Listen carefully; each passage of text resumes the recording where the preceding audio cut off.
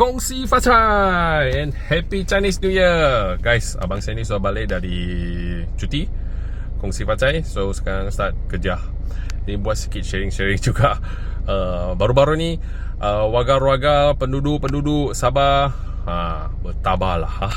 Kami ada beberapa tempat ada banjir kilat. Alright. Dari Sandakan tu hari Tahun Baru Cina hari kedua kalau tidak salah, sudah nampak news tanggal 20. Ada juga Pitas, ada beberapa tempat lagi. Dan last sebelum abang sini balik, okey, ada Tawau juga kena banjir kilat. Okey, agak teruk juga, banyak tempat kena, banyak kawasan kena.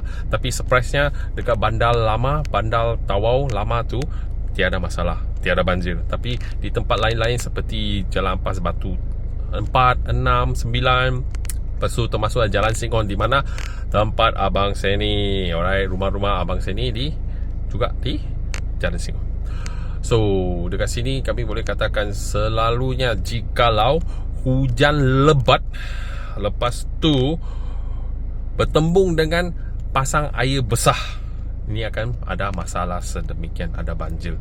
Kalau tidak akan dia akan hanya overflow sikit, itu sebenarnya tiada masalah. Hanya baru-baru ni dekat jam 8 dia start hujan lebat.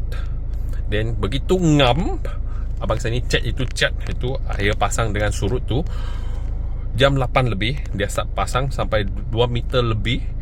Dan dia peak dekat 8.55, dekat 2.65 meter. Sangat tinggi, pasang tinggi yang besar. Okay, so itulah kenapa dekat jam 9 lebih start longkang, kebanyakan longkang di Jalan Chong Ten Wun dan juga Jalan Sing On sudah penuh, start penuh kerana tidak dapat flow out. Okay, kerana pergi laut tu sudah pasang, so dia tidak boleh turun habis. Dan hujan lebat tu yang dia makan masa sampai jam 2-3 baru berhenti. Tapi hujan lebat adalah sekitar jam 9 lebih. Alright, 9 lebih dekat jam 10 dia akan start sudah kurang lebat. Tapi mungkin itu hujan lebat dia berubah pergi tempat tinggi yang di mana bukit-bukit di belakang Jalan Sekon tu. Itulah kenapa selepas tu air masih pasang. Abang sini punya rumah kapak jam 10 tu sebenarnya sudah ada banjir sikit. Tidak tinggi lah, tapi banjir juga, mungkin dekat setengah inci. Tapi dekat jam-jam 12, alright, jam 12 tu air sudah naik dekat 3 inci. Abang saya ni punya rumah masuk 3 inci. Bukan masuk rumah, dekat kapak 3 inci. So ada bahagian bawah itu dapur sana, masuk daripada floor tu. Kerana sana bahagian rendah kami buang air.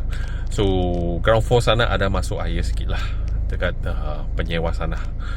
Tapi nasib kali ini biar pasang air tu tidak tinggi sangat sampai dekat 2.9 ataupun 3 meter. Kerana abang sini ingat 2023 ada juga insiden sedemikian. Ngam-ngam juga hari ke-5 Tahun Baru Cina. Okay. So next, abang sini pun harapkan kerajaan akan ambil sikit precaution macam mana mencegah kejadian sedemikian lagi.